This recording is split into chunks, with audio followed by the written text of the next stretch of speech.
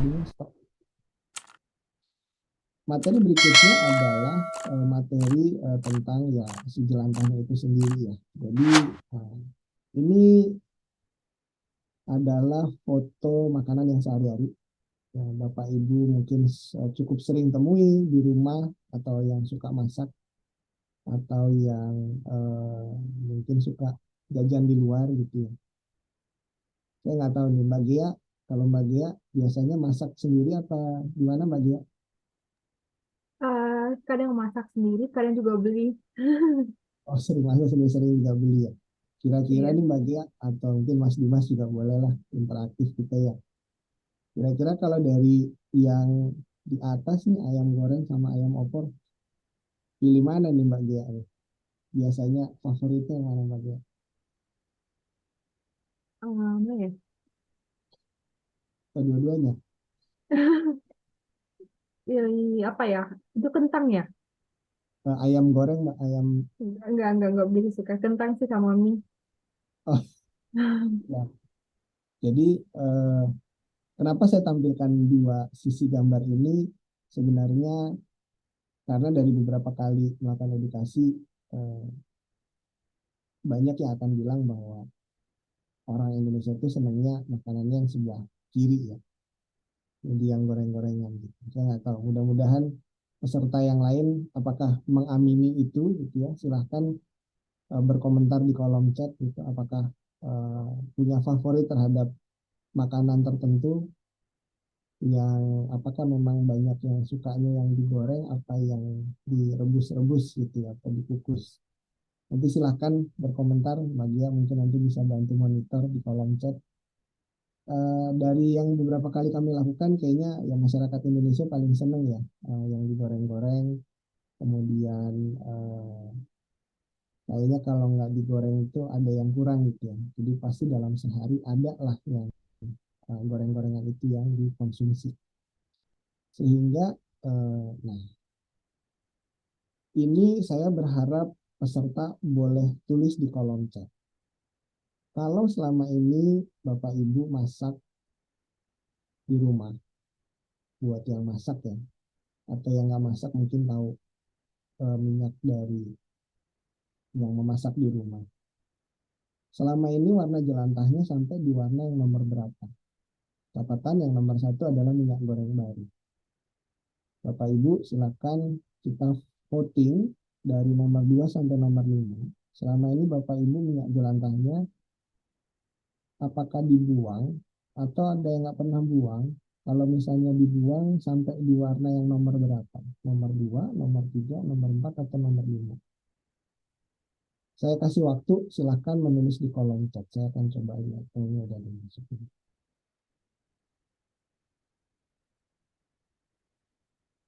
Oh ya, ini ada Mas Budi Satria.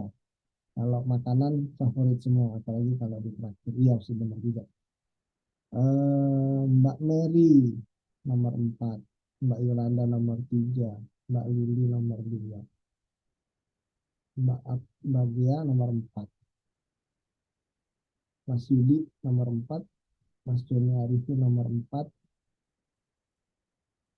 Mbak Jovita nomor 3, Stephen Lee nomor 2, Petra nomor 5, dan seterusnya 4, 4, 1. Nomor 5 ibu saya nggak pernah buang. Nggak jelantah karena terbiasa olah sendiri. Nah ini menarik nih. Nanti Mbak Joanna mungkin boleh cerita juga ya, diolah sendirinya seperti apa. Nomor 3. Tapi jarang sekali karena cepat habis. Oke. Kalau lihat dari sini menarik karena sebarannya cukup merata ya Bapak Ibu ya. Jadi nomor 2 ada, nomor 3 ada. Yang mengejutkan nomor 4 juga cukup signifikan, bahkan ada yang di nomor 5. Oke, saya akan coba buka lagi slide-nya. Nah, eh, ini kira-kira secara umum dulu kita bicaranya minyak goreng baru itu ada istilah namanya FFA atau free fatty acid, asam lemak jenuh. Nah, asam lemak jenuh ini eh, kalau kita bicara ini memang tidak tidak apa ya tidak tidak tidak presisi ya kalau saya bilang ya, tapi paling tidak ini memberi gambaran bahwa dengan warna-warna ini kandungan FFA-nya itu atau free fatty acid atau asam lemak jenuh itu di kadar yang ada di situ. Nah, eh, warna-warna minyak jelantah ini adalah warna real ya. Ini adalah jelantah yang kami kumpulkan gitu ya. Kami terima lah bahasanya. Kemudian ya ini saya pakai untuk bahan edukasi karena ini menarik. Nomor 5, nomor 4, selama ini kami menyarankan itu pakai sampai di nomor 3 saja. Karena semakin gelap warnanya berarti semakin banyak kandungan asam lemak jenuhnya, maka semakin tidak sehat minyak itu. Sehingga kami menyarankan sampai di nomor 3 saja. Orang akan punya pertimbangan masing-masing. Kenapa di nomor 4, di nomor 5 kami paham. Nanti kami akan sampaikan di slide berikutnya ya.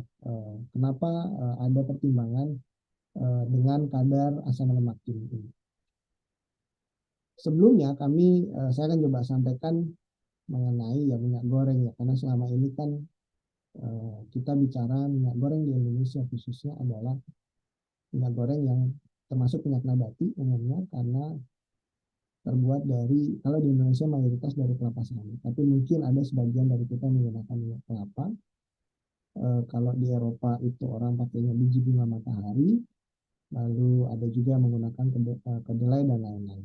Nah, kalau kita melihat data yang dikumpulkan bahwa tren penggunaan konsumsi minyak sawit Indonesia itu sempat turun lah di 2020 karena pandemi, tapi 2021 dan 2022 meningkat kembali. Dari sana kita lihat bahwa konsumsi terbesar itu adalah untuk keperluan pangan, di mana di situ ada termasuk untuk minyak goreng. Biodiesel, ya, karena saat ini bahan bakar solar kita itu sudah dicampur dengan menggunakan biodiesel yang dibuat dari minyak sawit juga. Oleokimia ini biasanya untuk bahan baku kimia gitu ya, produk-produk kimia, bahan kimia dan lain-lain yang direaksikan sehingga menggunakan bahan baku dari minyak sawit juga. Nah, minyak goreng Indonesia sendiri itu dari statistik yang ada itu 2017 sampai 2,4. Artinya dari kita bicara ini data tahun 2017 ya. Artinya dari 2,4, kalau 2018 itu ada 8 juta untuk pangan, maka 2,4-nya itu adalah minyak goreng. Ya. Sisanya bisa untuk macam-macam, bisa untuk bahan baku buat mentega dan lain-lain ya, memang untuk keperluan pangan ya. Nah, data konsumsi minyak goreng juga di sini kelihatan bahwa terus meningkat ya. Dan minyak goreng yang dihasilkan rumah tangga per pekan itu ya mayoritasnya memang sedikit ya, di bawah 1 liter. Yang di atas 1 liter sampai 3 liter itu sekitar 20 rumah tangga per pekan. Nah, saya nggak tahu Bapak Ibu mungkin punya informasi atau bisa sharing juga di kolom chat. Berapa sih rata-rata hasil atau minyak goreng bekas yang dihasilkan di rumah tangga? Dulu saya 2015 pertama kali mengumpulkan itu 5 liter dalam 3 bulan. Ya. Jadi tergantung kepada keluarganya, keluarga kecil, keluarga besar, pilihan menunya di rumah gitu ya. Jadi di sini menarik bahwa sebenarnya kalau dilihat bahwa yang dihasilkan oleh rumah tangga itu kecil sekali. Tetapi ternyata data menunjukkan bahwa kontributor terbesar minyak jelantah atau limbah minyak jelantah itu adalah rumah tangga. Karena walaupun kelihatannya konsumsi per rumah tangganya atau per rumah tangga per bulan atau per pekan itu kecil, tetapi dikalikan dengan jumlah rumah tangga di seluruh Indonesia itu menjadi jumlahnya secara statistik itu waktu itu kami pernah lihat data untuk Balikpapan saja itu bisa lebih dari 90% kontributornya adalah rumah tangga. Gitu ya. Dan kalau saya tidak salah, survei yang terakhir dilakukan oleh Fakultas Ekonomi UI waktu itu bersama kami diminta untuk memberikan informasi juga itu ya sama rumah tangga itu berkontribusi lebih dari 90%. Artinya kita nggak bisa anggap remeh limbah minyak jelantah yang selama ini kita hasilkan. Dan ternyata di dunia Indonesia juga termasuk yang mengkonsumsi minyak goreng yang cukup besar dibandingkan dengan negara-negara jumlahnya signifikan. Dengan nomor 2 India saja kita dua kalinya ya, hampir dua kalinya. Jadi cukup besar yang kita hasilkan.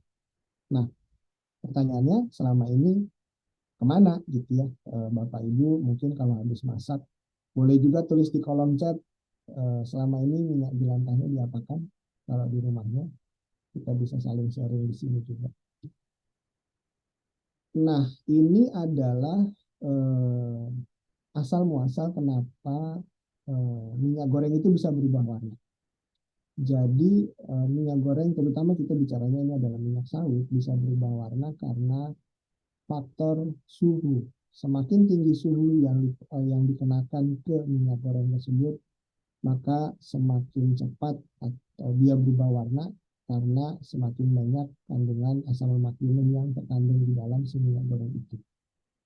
Maka kalau ditanya, jadi gimana gitu ya? Kami nggak juga langsung straightforward bilang, ya jangan makan gorengan, tidak. Mungkin bisa dikurangi, mungkin bisa divariasi menunya gitu ya. Kemudian cara menggorengnya juga kita harus tahu karena kita bicara isu kesehatan. Penyakit-penyakit yang diakibatkan oleh eh, apa namanya si asam lemak jenuh ini adalah penyakit-penyakit degeneratif, penyakit-penyakit yang tidak muncul dalam seminggu, sebulan gitu ya. Kalaupun ada yang mungkin sensitif, ya paling terasanya seperti radang tenggorokan. Tetapi dampak jangka panjangnya mungkin lebih berbahaya. Nah ini tadi saya lihat di antara peserta ada mungkin ada dokter, ada suster, perawat atau mungkin ada yang ahli gizi. Saya boleh dikoreksi ya, silahkan aja. Maka kami biasanya menyarankan kalau bicara teori mungkin agak rumit ya, tapi kami biasanya mencoba menerapkan pendekatan yang praktikal aja. Kalau misalnya kita menggorengnya yang lebih tinggi gitu ya, ya udah satu kali goreng buang minyak goreng, minyak jelantahnya ya. Kemudian kalau kita bicara menggoreng biasa, kita bicaranya ya bolehlah 3 kali pakai.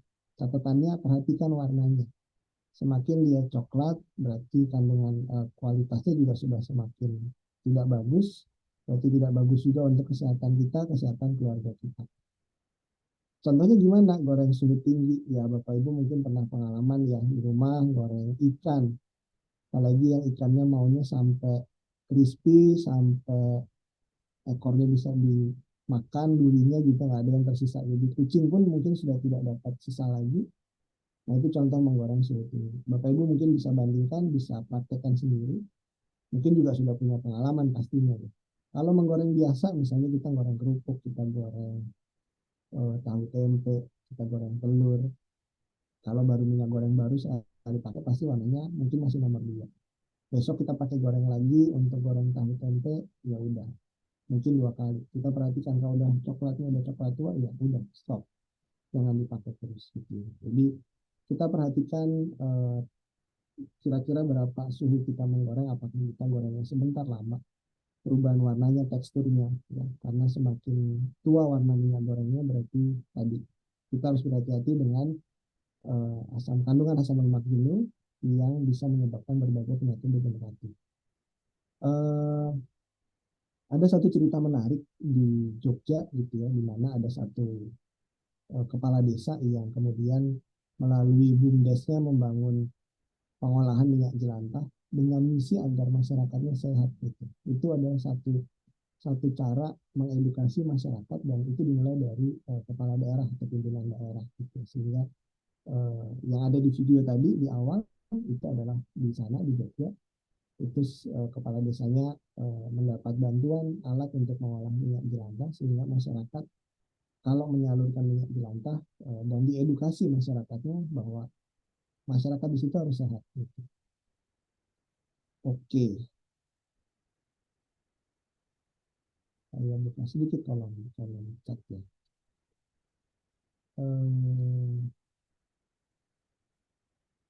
Oke, ya Pak Stephen Lim bilang karena setiap goreng istri saya pakai sedikit saja. Saya kecuali Mbak Rita Yunus, saya kecuali goreng kerupuk sedikit menggunakan minyak. Selebihnya hanya untuk memasak, menumis, dan lain-lain saya campur dengan mentega. Untuk masak ikan, telur, dan lain-lain, biasa saya menggunakan sunflower oil, jagung, atau olive oil. Jadi praktis sedikit minyak goreng yang maksudnya dari sawit ya. Air ini saya gunakan minyak kelapa, enak sekali. Pak Petrus Mandadi, selama ini jelantah di rumah saya kumpul. Mbak Jovita, dikumpul sebagian dibuat sabun batang dan sabun sayur. Mbak Yolanda, jelantah biasa dikumpul, tapi kalau sudah banyak sering dipakai untuk umpan membuat api. Itu di kalangan Ibu Rita Yusuf, di kalangan Yunus, di kalangan teman-teman lansia, kami sudah lama memasak dengan cara rebus atau steam, jarang sekali dengan menggoreng. Oke, saya akan balik lagi ya ke kolom chat lanjut bahwa, nah, ada beberapa pertanyaan dari masyarakat pada waktu kami melakukan edukasi. Apakah minyak goreng ini termasuk limbah B3 atau bukan? Sepertinya kalau kita mencari regulasi atau aturan, belum ada yang secara baku mengatur apakah minyak goreng ini menjadi limbah B3 atau bukan. Tetapi kalau dari kami sebagai komunitas, kami akan mengatakan bahwa minyak goreng bekas ini bukan limbah B3, gitu ya, merupakan limbah non B3. Namun meskipun kenapa dia bukan limbah B3, karena ya satu asal muasalnya adalah dia minyak nabati, kemudian ya beberapa parameternya seharusnya tidak memenuhi kriteria untuk disebut sebagai apa namanya limbah B3 gitu ya. Kalau selama ini terjadi perdebatan, saya pikir mungkin lebih kepada isu atau kepentingan bisnis di apa namanya di antara pengelola atau mereka-mereka mungkin berbisnis di minyak jelantah ini gitu. Nah, kendati demikian, walaupun ini bukan B3 gitu, tetapi tetap punya dampak terhadap lingkungan kalau dibuang sembarangan. Saya nggak tahu Bapak Ibu selama ini diapakan yang bisa dibuang gitu ya. Karena paling gampang ya Bapak Ibu mau habis masak di dapur dari kompor yang paling dekat kemana, biasanya sih ke wastafel. Jadi langsung masuk wastafel, kemudian dari wastafel nanti larinya akan lewat pipa, lari ke mana? Mungkin ke parit, mungkin ke tanah, gitu ya. Kemudian ada juga dulu saya pernah survei, ada yang dikumpulkan di plastik, kemudian dimasukkan bersama dengan sampah yang lain, dibuang larinya ke TPA. Ada juga yang bercerita dibuangnya ke tanah, gitu ya. Udah di belakang rumah ada tanah kosong atau di taman dibuang, gitu ya. Ada juga yang kami punya pengalaman cerita waktu melakukan edukasi di binaannya Pertamina RI 5 pada waktu itu, masyarakat yang tinggal di atas air, ya mereka dengan mudah langsung aja buang aja ke air gitu ya, di laut gitu. Nah, yang paling terasa dan paling sering kami temui di masyarakat adalah keluhan drainase buntu. Mungkin banyak yang tidak sadar bahwa itu adalah akibat bertahun-tahun membuang minyak jelantah ke saluran drainase di rumah kita ya, di Parit. Eh, Bapak Ibu, minyak itu begitu dia dingin, dia kan akan membeku, lengket gitu ya, sehingga apapun yang dibuang di jalur drainase rumah kita itu akan terakumulasi, dia akan mengendap.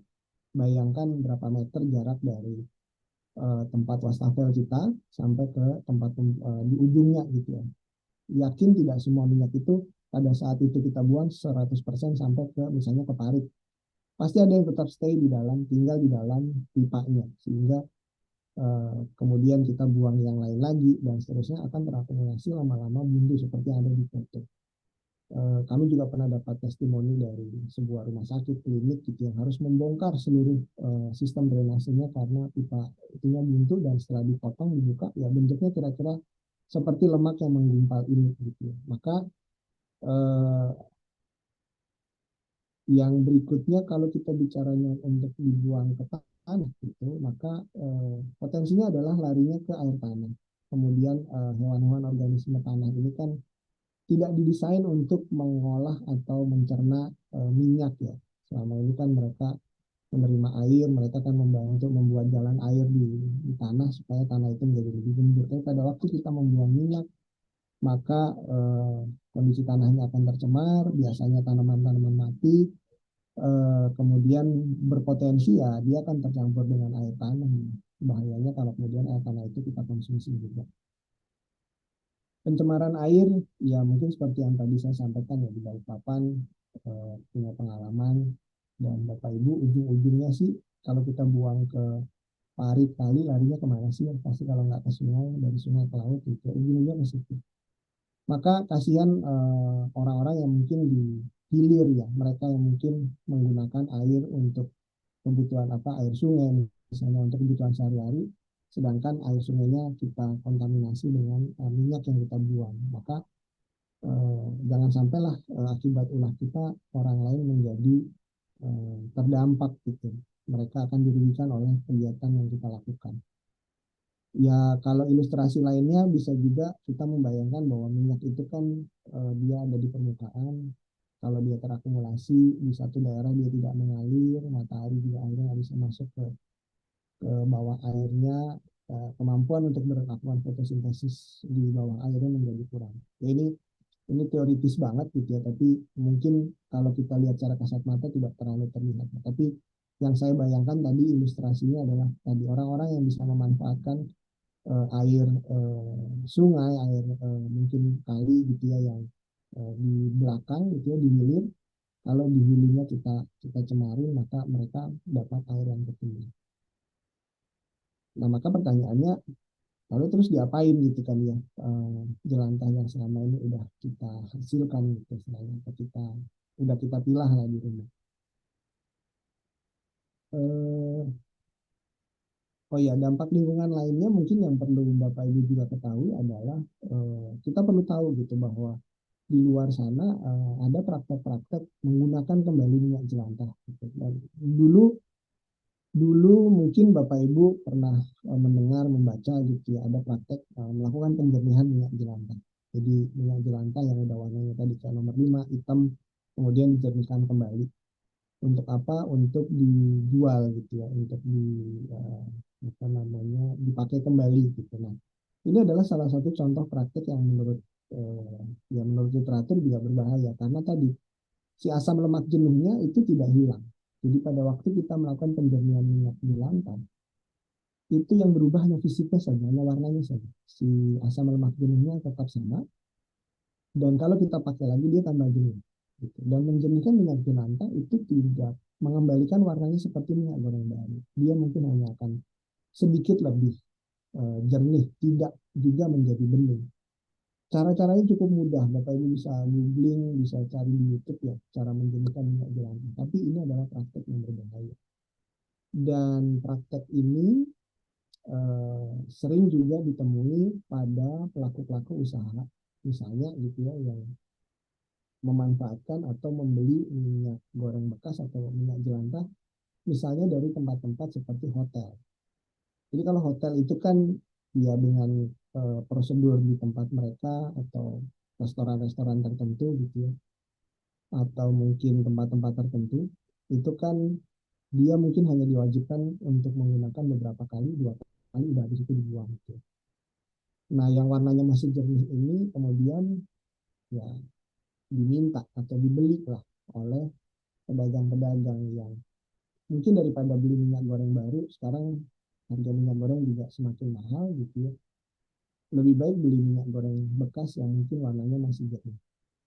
Nah, ini juga menjadi praktek berbahaya karena yaitu kita tidak tahu sudah dipakai berapa kali gitu ya. Dan apakah si pedagang-pedagang ini membuang atau menggunakan minyak gorengnya secara benar dan kemudian membuang sisanya.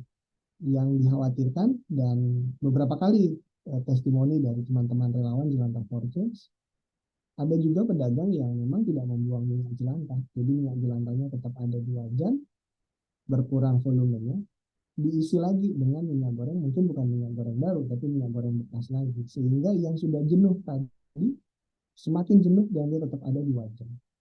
Dan kita adalah konsumen yang akhirnya mungkin sering membeli masakan dari pedagang tersebut misalnya. Jadi itu juga harus menjadi perhatian kita. Pada waktu kita melakukan pemilahan minyak jelantah, kita setorkan ke satu lembaga atau satu tempat, kita harus pastikan ini dikemanakan. Kami juga punya beberapa pengalaman, ya kami harus tanya mau diapakan, dibawa kemana, kalau perlu ada buktinya atau tidak gitu ya. Jadi kita berhak untuk tahu itu Bapak Ibu. Sehingga kalau zaman dulu ada yang bilang buanglah sampah pada tempatnya. Saya sekarang kok bilangnya buanglah sampah secara bertanggung jawab ya. Syukur-syukur kalau Bapak Ibu bisa mengurangi sampah gitu, karena semangat kita harusnya menuju ke sana. Memang kalau kita bicara minyak goreng, ini bicara ya konsumsi gitu. Kita bicara sampah ini kan sisa konsumsi sebenarnya. Pada waktu kita punya semangat untuk mengurangi sampah, ya semangatnya adalah tadi mengurangi konsumsinya. Tapi misalnya ini dipakai untuk memasak, ya pilihan memasaknya harus berubah dari yang menu-menu gorengan menjadi menu-menu rebusan, menu-menu yang ya divariasi lah ya. Kemudian juga kalau jajan di luar, ya mungkin hari ini sudah mulailah kita menengok wajan penjualnya gitu. Warnanya apa? Mulailah bertanya, selama ini minyaknya dikemanakan?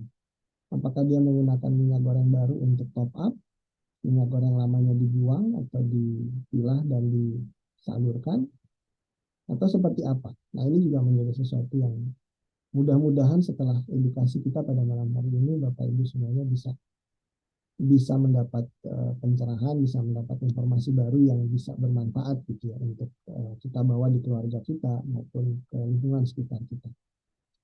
Nggak usah muluk-muluk, mulainya dari rumah kita aja dulu gitu ya. Kesadarannya, perubahan gaya hidupnya itu mulainya dari kita dulu. Nah, eh, saya ngintip lagi deh.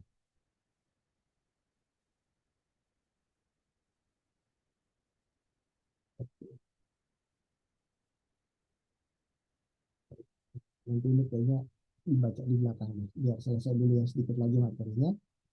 Nah, karena itu eh, baiknya gimana sih mengelola minyak jelantah ini gitu ya. Satu, tadi kita udah bicara minyak jelantah itu jelas punya isu kesehatan. Dan kenapa jelantah fortune sampai hari ini kami senang bermain di sisi edukasi gitu ya.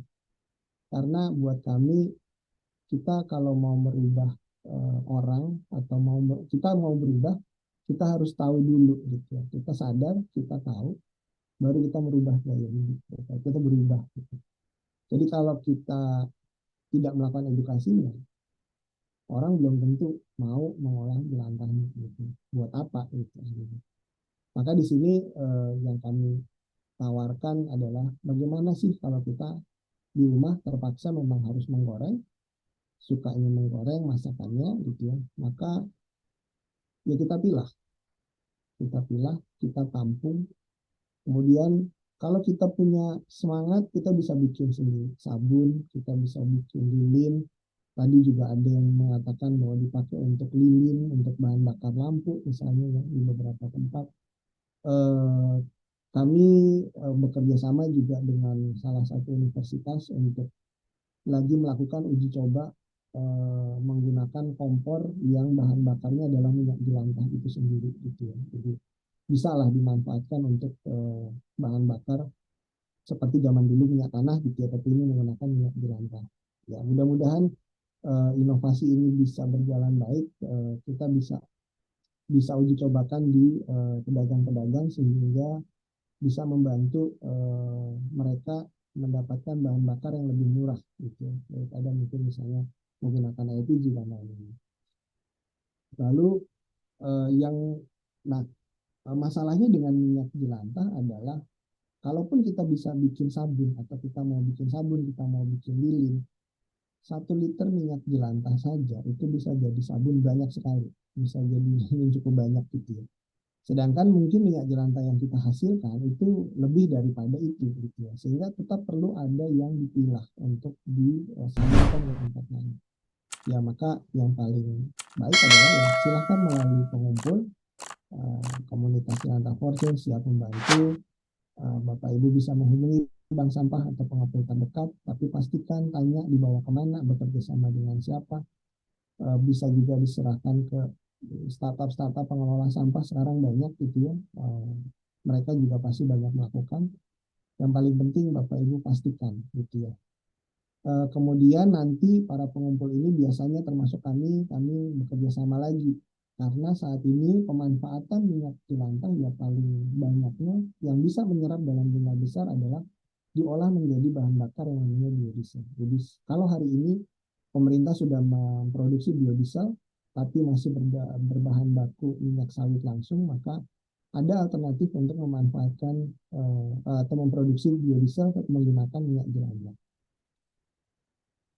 Statistik menunjukkan bahwa tahun 2019 ada 148,38 ribu ton minyak jelantah yang diekspor, kemudian yang dipakai untuk didaur ulang gitu itu ada 1,95. Jadi mayoritasnya akhirnya memang larinya ke ekspor. Kenapa? Karena memang di Indonesia ekosistem untuk mengelola jelantah itu belum mapan ya, kalau saya bilang sih belum mapan. Saya kebetulan sudah berkesempatan mengunjungi beberapa tempat yang punya alat pengolahan minyak jelantah, tetapi semuanya punya benang merah yang sama, yaitu mereka kesulitan mendapatkan minyak jelantah yang jelas-jelas harusnya jumlahnya tersedia dalam bentuk melimpah gitu ya. Sayangnya karena untuk mengolah minyak jelantah menjadi biodiesel tentu kan butuh biaya produksi, mereka butuh biaya bahan baku. Maka kalau jelantah tadi Bapak Ibu hargai, mereka kan semakin sulit untuk bisa membantu mengolah. Padahal mereka ini mulia ya, mereka membantu mengolahkan minyak jelantah kita sehingga bisa menjadi produk akhir yang bermanfaat dan mereka juga punya karyawan yang harus dihidupi di situ. Nah kalau minyak jelantahnya aja sudah mahal, tentunya tidak pabrik-pabrik ini atau industri yang mengolah jelantah jadi biodiesel ini jadinya ya mereka akan mati suri gitu. Nah, eh, pada saat pun mereka sudah bisa mengolah menjadi minyak jelantah, menjadi biodiesel, pertanyaannya mau dikemanakan? Apakah mereka menjual sendiri atau ada kerjasama dengan pihak lain yang bisa memanfaatkan biodiesel hasil pengolahan minyak jelantah? Karena dia akan masuk ke dalam ranah menjual BBM namanya. Jadi bukan lagi bicara pengolah sampah, tapi bicara sudah menjual BBM. Nah ini nanti akan bicara regulasi atau aturan yang berbeda lagi, perizinan yang berbeda lagi. Sehingga memang disitulah tingkat kompleksitasnya. Pabrik-pabrik yang bisa mengolah minyak jelantah menjadi biodiesel ini kesulitan mendapatkan bahan baku juga karena ya tadi harga pedagang untuk memanfaatkan minyak goreng bekas tadi lebih mahal daripada kemampuan pabrik untuk membayar sebagai bahan baku biodiesel. Nah, akhirnya saat ini karena ekosistem di Indonesia belum sepenuhnya mampu menyerap minyak jelantah ini, maka mayoritas larinya ke ekspor. Ekspornya kemana? Nah itu ada datanya, Bapak Ibu bisa lihat paling utama adalah ke Eropa, kemudian ke beberapa negara tetangga. Di sana jadi apa? Di sana juga jadi biofuel atau biodiesel atau turunannya. Kenapa di luar negeri lebih mahal? Karena regulasinya mendukung, kebijakannya mendukung, harga bahan bakarnya juga mendukung karena mungkin tidak disubsidi, sehingga apa namanya di sana mereka lebih ekonomis untuk mengolah minyak jelantah ini. Oke, beberapa slide terakhir mungkin sekedar edukasi mengenai apa itu biodiesel. Biodiesel adalah jadi kalau tadi saya ngomong minyak jelantah jadi biodiesel, ya biodiesel adalah bahan bakar untuk mesin atau motor diesel yang sifatnya mirip dengan bahan bakar diesel yang dihasilkan dari fosil gitu ya. Saat ini Indonesia sudah memproduksi biodiesel dan dicampurkan ke dalam minyak solar atau diesel yang dihasilkan dari fosil dengan harapan untuk menurunkan emisi ya. Jadi kalau selama ini pakai fosil emisinya cukup tinggi, sekarang dengan dicampur dengan biodiesel pembakarannya menjadi lebih ramah lingkungan. Bahan baku atau material untuk biodiesel ya ada di foto sebelah kiri macam-macam. Di Indonesia juga masih pakai minyak sawit, di negara lain pakai bunga matahari. Nah, konon katanya minyak sawit adalah yang paling baik ya karena volume efisiensi atau ya efisiensinya lebih baik dibandingkan bahan baku yang lain yang mungkin kalau kita bicara di negara-negara Eropa tidak punya seperti sawit ya. Nah, ini yang tadi saya cerita beberapa tempat pengolahan biodiesel. Kebetulan saya berkesempatan sudah ke Bali, ke Jogja, ke Tarakan gitu ya. Dan memang ceritanya sama gitu ya. Kita bicara cerita kesulitan mendapatkan bahan baku. Nah, ini di sebelah kanan bawah adalah peraturan pemerintah Indonesia gitu ya, yang mendorong semakin lama kebutuhan biodiesel itu semakin didorong semakin bertambah di dalam campuran tadi ya. Jadi di situ yang 20% itu artinya untuk keperluan transportasi yang sifatnya non PSO itu artinya yang tidak disubsidi itu diharapkan bisa mencapai lebih dari 20% gitu ya. Saat ini setahu saya sudah sampai 30%. Kemudian untuk kebutuhan listrik yang PLTD itu yang pembangkit listrik tenaga diesel itu bisa sampai 30%, sehingga emisi pembakarannya itu bisa lebih ramah lingkungan. Di Jogja yang tadi di Bantul itu mereka tidak membuat biodiesel tetapi hanya melakukan filtrasi terhadap minyak goreng, dan minyak goreng itu minyak jelantah itu kemudian diabsorb oleh salah satu perusahaan consumer good ternama sebagai bahan bakar di boiler mereka. Ya, itu juga sudah membantu menurunkan emisi. Ya. Jadi tidak selalu harus menjadi biodiesel. Saat ini pemerintah bahkan sudah sedang melakukan uji coba untuk melakukan pencampuran sampai 40%. Nah, ini memang yang kita sayangkan, kenaikan persentase biodiesel ini masih mayoritasnya didorong menggunakan minyak sawit langsung gitu ya. Sedangkan data atau statistik saat ini ya kita punya jelantah sangat banyak gitu ya, sehingga harusnya bisa dimix dengan minyak sawit tadi, sehingga nggak semuanya harus membuka hutan baru, membuka kebun sawit baru gitu ya, hanya untuk memenuhi kebutuhan kita akan minyak goreng atau kebutuhan kita untuk memenuhi si bahan bakar biodiesel ini. Ini sepertinya slide terakhir Mbak Dia ya. Sebagai penutup, karena temanya adalah mengelola jelantah merawat bumi, yang ada di bumi adalah kita manusia dan juga alam sekitar kita. Jadi kalau kita bisa mengelola jelantah, kami mengajak kita semua menjadi jelantah heroes, artinya menjadi pahlawan untuk sesama kita. Kita menjadi pahlawan untuk keluarga dulu ya, jadi paling bawah. Menjadi keluarga, kita bisa tahu gimana memasak yang sehat, kita bisa menjadi pahlawan atau menjadi heroes untuk lingkungan kita, ya, untuk bumi tempat kita tinggal. Kita tidak mencemari tanah, tidak mencemari air, tidak juga membuat buntu saluran di rumah kita. Dan yang terakhir, semoga kita juga bisa menjadi pahlawan bagi sesama lewat kegiatan-kegiatan atau pemilahan sampah yang kita lakukan gitu. Semangatnya adalah harusnya mengurangi sampah. Jadi mengurangi sampah berarti bicara mengurangi konsumsi. Pilihannya tentunya banyak gitu. Kita diberikan akal budi pikiran, kita bisa berkreasi dengan berbagai macam cara untuk mengurangi konsumsi kita sehingga kita tidak eh, menumpuk atau menambahkan banyak sampah di belakang. Kalaupun sudah kita lakukan maksimal dengan mengurangi dan tetap harus ada sampah, maka mari kita kelola gitu, dengan berbagai infrastruktur fasilitas yang ada, sehingga itu tidak menjadi beban bagi lingkungan, tidak menjadi beban bagi masyarakat yang lain. Itu Mbak Gia akhir dari presentasi saya. Saya pikir kita bisa bertanya jawab atau berdiskusi. Saya sambil ngintip-ngintip juga ya di kolom chat Mbak Gia. Silakan saya kembalikan ke Mbak Gia. Terima kasih Bapak Ibu waktunya. Mohon maaf kalau mungkin ada salah informasi, salah kata. Silakan Mbak Gia. Silakan Pak.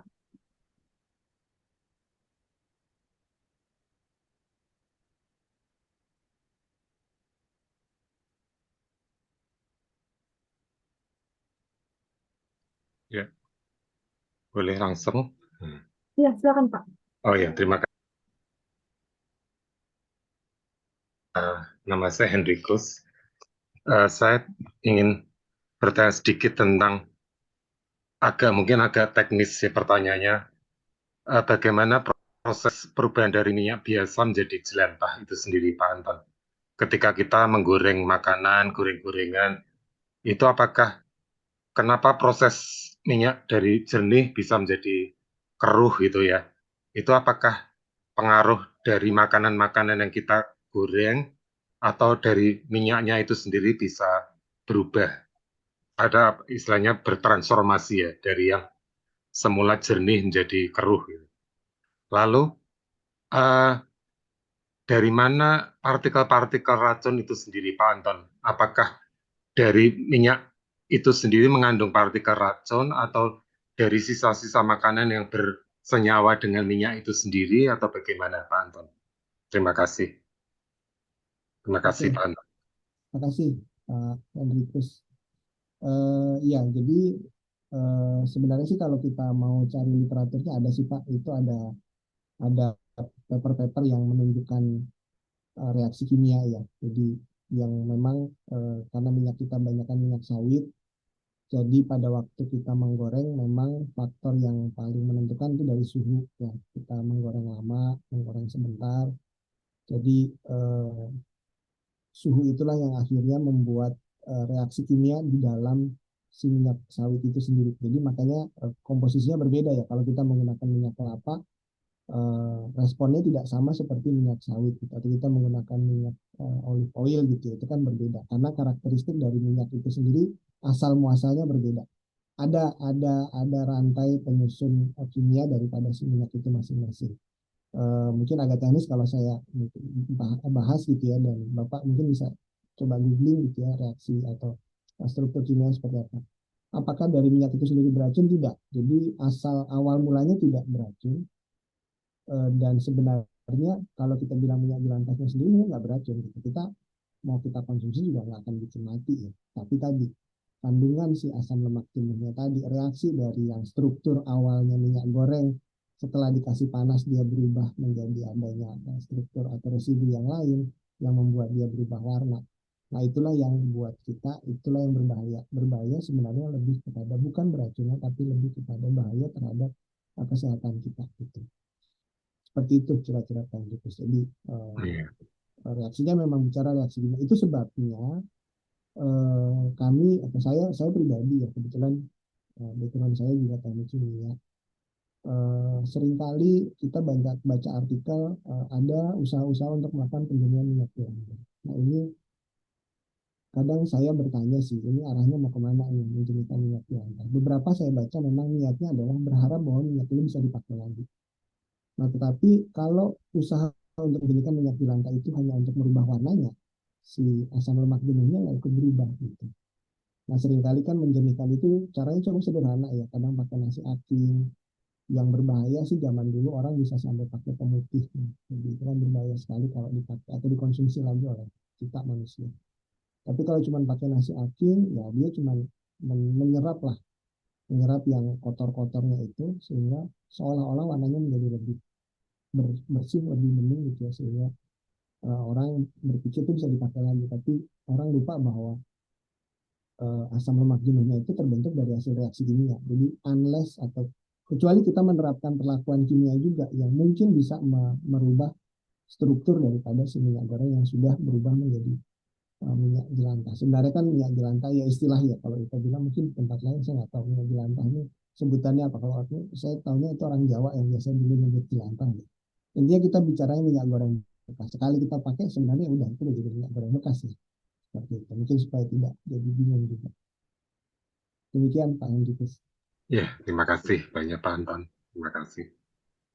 Baik, terima kasih Pak Anton, terima kasih Pak Hendrikus untuk pertanyaannya. Selanjutnya ada Pak Heri Sukamto. Silakan Pak.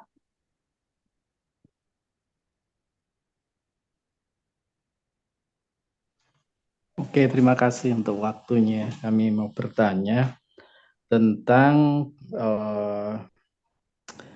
minyak itu sendiri, itu aplikasinya bisa dimanfaatkan apa saja dan bagaimana kita bisa mempraktekkannya gitu loh.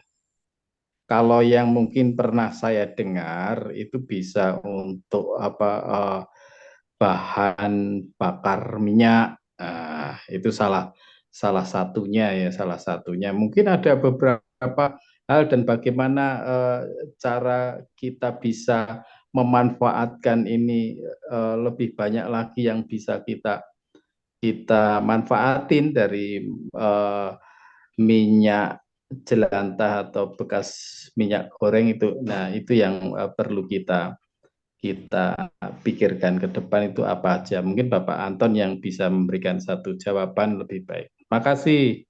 Saya kembalikan. Ya, makasih Pak Heri ya. Jadi seperti yang tadi udah disampaikan juga Pak, memang kalau kita mau mengolah sendiri di rumah, eh, untuk saat ini pilihan untuk pengolah minyak jelantah ini sayangnya memang tidak banyak gitu ya. Yang paling sederhana dan bisa dilakukan di rumah memang kita bicaranya ya kita pakai sebagai untuk bahan baku untuk bikin sabun gitu ya. Tapi sabun ini biasanya sih bukan, kalau kami sih bilangnya bukan untuk sabun mandi ya Pak. Lebih kepada sabun untuk bersih-bersih dapur, bersih atau mencuci kain gitu ya. Jadi bukan untuk sabun mandi gitu. Ada sih yang menggunakan itu untuk sabun mandi, katanya sih nggak apa-apa. Tapi kalau saya atau kalau kami biasanya sih kami belum merekomendasikan, karena kecuali sudah dilakukan uji ya, uji penelitian laboratorium, karena kami nggak bisa langsung mengumumkan bahwa oh ini boleh untuk sabun mandi, karena kami menyadari sensitivitas kulit tiap orang atau sensitivitas tiap orang berbeda-beda gitu ya. Kami nggak mau mengambil resiko karena sabun jelantah ini kan tidak dilakukan uji di laboratorium. Eh, yang kedua, kita bisa bikin lilin. Nah, ini juga apakah lilin aromaterapi gitu ya, apakah lilin yang lilin biasa untuk di gereja gitu ya, yang putih. Nah, ini juga bisa dilakukan. Tentu ada baik bikin sabun maupun bikin lilin, dua-duanya sama-sama ada melibatkan bahan kimia, tapi bahan kimia yang cukup awam kita pakai lah ya, seperti soda api gitu. Itu cukup sederhana. Kemudian memang tantangannya adalah kalau kita mau bikin lilin atau sabun tadi, biasanya sih minyak jelantah yang masih kondisinya bagus ya, kalau kita bilang sih yang nomor 2 gitu ya, atau nomor 3, sehingga hasilnya mungkin lebih bagus. Kalau kita mau pakai yang nomor lebih, warnanya lebih gelap, bisa kita kasih arang dulu gitu ya, kita sehingga dia punya bau dan lain-lain, itunya udah netral, baru kita olah menjadi sabun atau lilin. Biasanya sih seperti itu. Nah, kalau yang sudah sampai warnanya hitam, ya biasanya larinya memang untuk bahan bakar biodiesel aja sih. Itu pilihannya tidak banyak ini, seperti itu. Mudah-mudahan menjawab pertanyaannya Pak Heri ya. Baik, terima kasih Pak Anton. Terima kasih Pak Heri untuk pertanyaannya. Selanjutnya ada Joanna, silakan. Iya, Bu, saya mau bertanya. Kan kakak sudah terbiasa mengolah minyak jelantah yang berhubungan dengan khayal umum. Saya ingin bertanya, apakah ada cara untuk meningkatkan kesadaran umum tentang bahayanya minyak jelantah pada lingkungan? Sudah hanya itu saja. Makasih Joanna, Dek Joanna ya. Um, Cara untuk menyadarkan masyarakat, satu, ya kita harus memperbanyak kegiatan-kegiatan seperti ini ya. Jadi di kelompok-kelompok kita itu kita memang harus banyak melakukan sharing cerita gitu. Kemudian yang menurut saya dan pengalaman saya efektif, kita harus mulai dari kita dulu. Jadi kalau kita mulai dari rumah kita bisa sharing. Sharing itu caranya macam-macam. Saya punya atau kami punya relawan di Balikpapan yang selama ini nggak pernah mau kalau disuruh misalnya sharing seperti ini gitu ya. Maksudnya dia selalu minta saya untuk yang ngomong kalau ada orang minta diedukasi. Tetapi dia cukup aktif menulis di media sosialnya dia gitu, bahwa oh di rumah saya ngumpulin, silahkan kalau ada yang mau ngumpul nampilin saya, atau ibu-ibu yang biasanya ketemu pas ngantar anak ke sekolah nanti bawa deh gitu, sehingga ada yang memulai untuk menginisiasi. Tetapi yang paling penting adalah mulainya dari kita. Karena kalau kita sudah mulai, kita bisa menunjukkan kesaksian atau pengalaman kita mengumpulkan minyak jelantah. Dan kenapa kita mengumpulkan, itu adalah satu alasan yang kuat. Kalau kita bisa, kenapa orang lain tidak bisa? Dan mengumpulkan jelantah dari pengalaman saya dan pengalaman teman-teman relawan dan banyak cerita-cerita jelantah heroes yang lain. Ternyata tidak mudah Bapak Ibu ya. Pengalaman mengumpulkan minyak jelantah itu terlihatnya sederhana. Oh gampang aja kok ngumpulin minyak jelantah, sisanya apa gitu ya. Ternyata tidak. Ada yang udah ngumpulin kemudian dibuang sama suaminya misalnya. Nah ini juga menjadi cerita-cerita yang buat kami nggak apa-apa. kalau kita pernah mengalami itu, kita akan belajar bahwa gimana caranya supaya tidak dibuang. Artinya orang rumah pun harus kita edukasi kan. Suaminya harus diedukasi, ayah ibunya harus diedukasi. Kenapa sih saya ngumpulin? Jangan dibuang gitu. Lalu nanti mau kemana? Nah ini juga eh, kita harus punya informasinya juga gitu kan. Tapi yang paling efektif adalah mulainya dari kita. Kalau kita misalnya gini, dulu ada beberapa kali pengalaman orang-orang yang ingin bergabung dengan relawan Jelantah for Change karena terdorong, oh di dekat rumah saya banyak pedagang gitu ya misalnya. Oh di dekat rumah saya banyak orang yang ya apalah misalnya. Saya bilang nggak usah, mulainya dari rumah sendiri dulu. Maka saat ini untuk menjadi relawan Jelantah for Change ada syarat, yaitu udah bisa ngumpulin minyak jelantah konsisten selama 90 hari. Nah, jadi kalau itu sudah bisa, mudah-mudahan kita bisa menjadi contoh gitu buat orang lain yang mau mengikuti jejak kita. Gitu. Mudah-mudahan menjawab ya, Joanna ya. Ya, Kak, makasih ya. Ya, sama-sama. Oh, ini tadi di Joanna juga kayaknya ada komen ya di kolom chat tadi soal ibu, biasanya ibu saya dikumpulkan ya, 50% diolah, 50% lagi dikasih ke gereja buat pengolahan ya. Oke, keren keren. Biasanya Diolahnya jadi dikirim apa? ke uskupan. Oh, dikirim ke Biasanya Pusat. ke uskupan. Oke. Selanjutnya nanti dikirim ke Jakarta, terus nanti diolah di sana. Ibu Oke. ada teman-teman di sana yang biasanya ngurusin begituan. Biasanya Oke, ikut keren, keren. Zoom setiap hari. Diolahnya diolah apa kalau di rumah?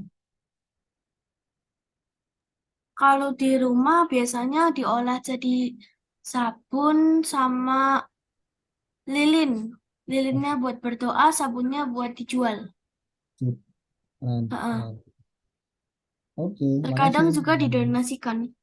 Ya, oke, eh, silakan mungkin yang Dan lain. baik, terima kasih Joanna. Terima kasih Pak Anton untuk jawabannya.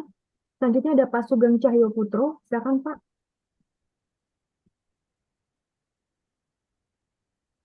Silakan di-unmute dulu Pak. Ya, Nih. salam kenal Pak Dona. Saya sempat mencoba untuk mengumpulkan jelantah ya di sekitar rumah gitu ya. Tapi mindset di lingkungan itu adalah kita dianggap pendaur ulang untuk menjual kembali lagi menjadi minyak sayur. Nah, merubah-rubah mindset itu seperti apa ya? Mohon bimbingannya. Terima kasih. Oke, terima kasih Pak Sugeng. Boleh tahu Pak Sugeng daerahnya di mana Pak? Saya di Bekasi, Pak. Oh ya, saya Di- juga sempat pernah WA di Oh ya, nomor WA-nya Polisi itu, cuman nggak pernah ya dijawab. ya ya ya ya ya. Ya. Tadi saya baca komen ini. Ya mohon maaf Pak, ini ya kebetulan teman-teman relawan ini memang nggak full time ya di situ gitu ya. Mohon maaf nanti mungkin boleh dicoba lagi Pak. Tapi intinya begitu. Kalau dari sisi saya eh, untuk membuktikan kan sebenarnya kalau kita mengumpulkan ya kalau dari sisi saya kami selama ini memang kami kirim kemana itu kami minta data-data penelitian. Jadi Jelantah for Change itu ke beberapa eksportir itu juga nggak mudah Pak karena kami mendapat tantangan kami bahkan dianggap kompetitor gitu ya. Jadi kami harus meyakinkan pihak eksportir bahwa kami itu hanya ngumpulin kami nggak punya volume banyak kami hanya bantu ngumpulin dan tetap akan kami berikan ke Anda karena Anda eksportir. Tapi boleh dong, saya dikasih dong data-data pendukung bahwa Anda ini memang eksportir benar gitu. Anda tidak menyalahgunakan. Dan prinsip saya, kalau sebuah perusahaan atau ya sebuah institusi lah yang mengelola lingkungan itu atau mengelola limbah itu benar, harusnya tidak ada yang disembunyikan. Ya kan? Jadi kalau dia ada yang dia tidak buka, ya kita patut curiga.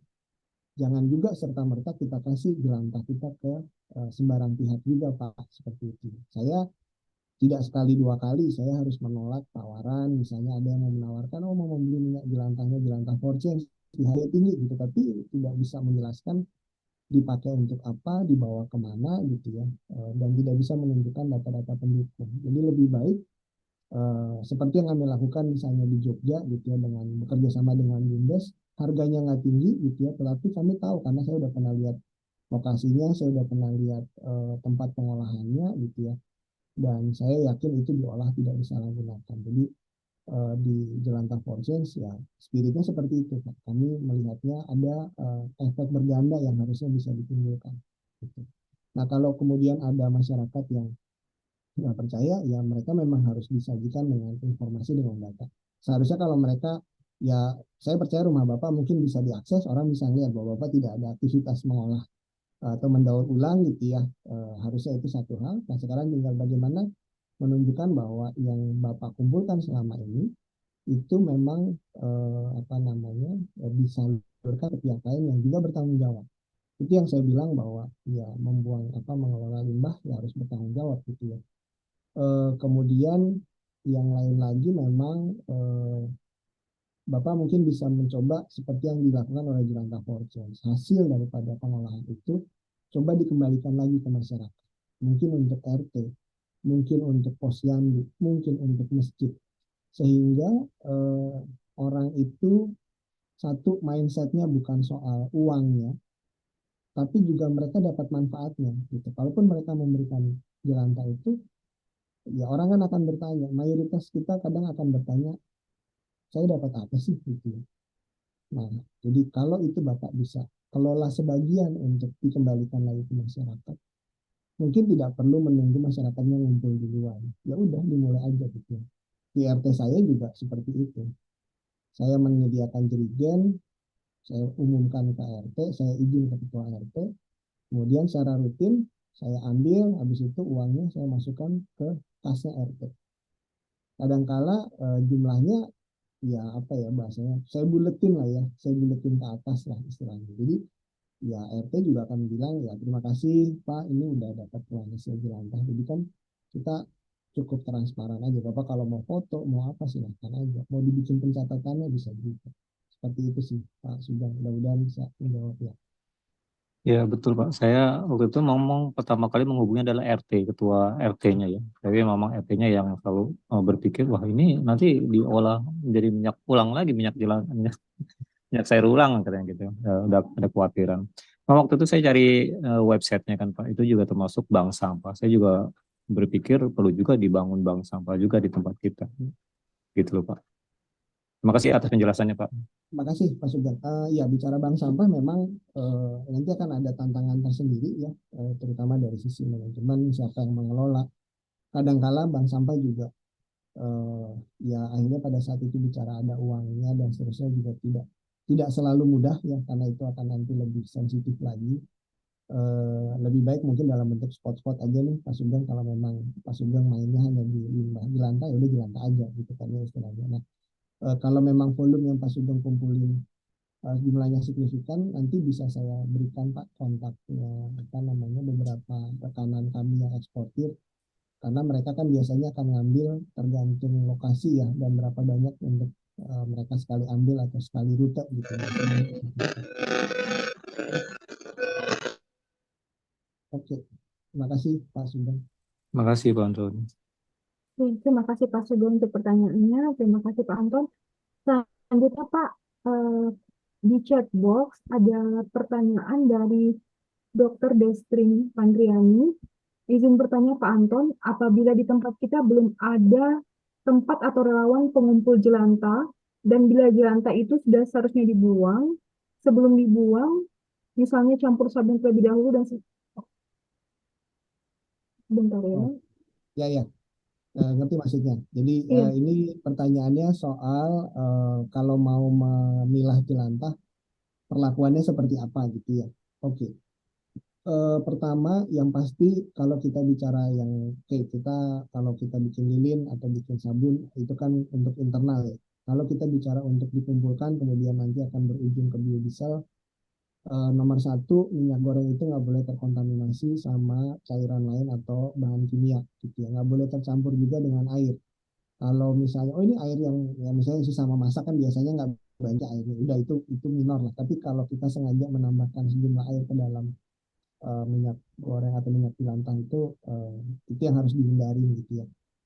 Kita juga nggak boleh tercampur, misalnya kita menampung di wadah bekas misalnya selama ini karena kebanyakan kami terimanya dari rumah tangga, orang ngumpulinnya pakai bekas botol air mineral, bekas botol kopi, gitu ya, kaleng biskuit, yang mungkin harus hati-hati kalau misalnya ngumpulinnya pakai bekas, misalnya botol oli, botol deterjen, nah itu baiknya dicuci dulu, gitu ya. Jadi dia jelantahnya tidak akan terkontaminasi. Karena kalau terkontaminasi oleh pabrik atau oleh yang pengumpul kayak eksportir itu akan di reject juga, gitu ya. Berikutnya yang akan menjadi tantangan adalah mungkin kalau Bapak Ibu ada yang punya usaha menggoreng, yang goreng-gorengan yang melibatkan tepung dalam jumlah yang signifikan, gitu ya. Kami pernah punya pengalaman, contohnya ya sebutlah yang produk-produk bento ya, Bapak Ibu mungkin tahu kayak nugget dan lain-lain, itu melibatkan menggoreng dengan tepung yang cukup signifikan. Nah itu problemnya adalah biasanya sisa minyak gorengnya 80-90% adalah endapan tepung, gitu ya. Nah itu sulit untuk dipisah. Jadi itu biasanya masih menjadi PR. Ya idealnya memang harus disaring dulu. Kalau dari rumah tangga ada perlakuan khusus nggak ada sih Bu, nggak usah kalau mungkin kalau saya dicampur sabun, ya silakan kalau mau dicuci wadahnya dulu bagus. Tapi untuk minyaknya sendiri sih nggak perlu. Nah dari rumah apakah mau disaring? Ya kalau Bapak Ibu sempat menyaring bekas gorengannya akan lebih baik Bu ya, walaupun kami Jelantah for Change tidak sekali dua kali lah kebagian rezeki dari Bapak Ibu yang mengumpulkan, ada sisa tulang ikan, ada sisa tulang ayam, gitu ya. Kadang kami bisa menduga, ini kayaknya habis makan martabak nih, enak nih, gitu. Ini habis goreng sambal terasi, gitu ya. Ya itulah nikmatnya menjadi relawan Jelantah for Change. Kami bisa menikmati berbagai aroma masakan tanpa harus takut gemuk, Bapak Ibu ya. Kita senang-senang aja kita dapat rezeki tulang, rezeki bekas duri ikan dan seterusnya. Jadi kalau Bapak Ibu berkenan menyaring dulu di rumah, puji Tuhan itu bagus ya, sehingga membantu kami juga pada waktu pengumpulan. Pun kalau tidak sempat, ya nggak apa-apa. Gitu ya. Kami menghargai setiap usaha kecil yang dilakukan untuk membantu lingkungan tadi. Gitu. Seperti itu sih. Kalau misalnya, mulainya apa? Di rumah Bapak Ibu punya apa? Punyanya botol bekas air mineral, silakan. Bapak Ibu agak niat cari jerigen bekas deh, atau belinya minyak goreng yang 5 literan, yang 5 literan di supermarket, gitu ya. Itu kan biasa harganya lebih murah. Jerigen bekasnya bisa dipakai untuk nampung minyak jelantah. Nah nanti kalau diambil sama pengepul, biasanya minta ditukar aja sama jerigen baru. Kalau 5 liter secara tempat di rumah juga lebih hemat tempat, volumenya sekali nampung banyak. Kalau yang punya usaha mungkin maunya pakai jerigen aja 18 liter minyak goreng, harganya lebih murah juga, bekas jerigennya bisa langsung dipakai ya. Bapak Ibu bisa seperti itu. Mudah-mudahan menjawab pertanyaan dari Bu Desri. Baik, terima kasih Pak Anton.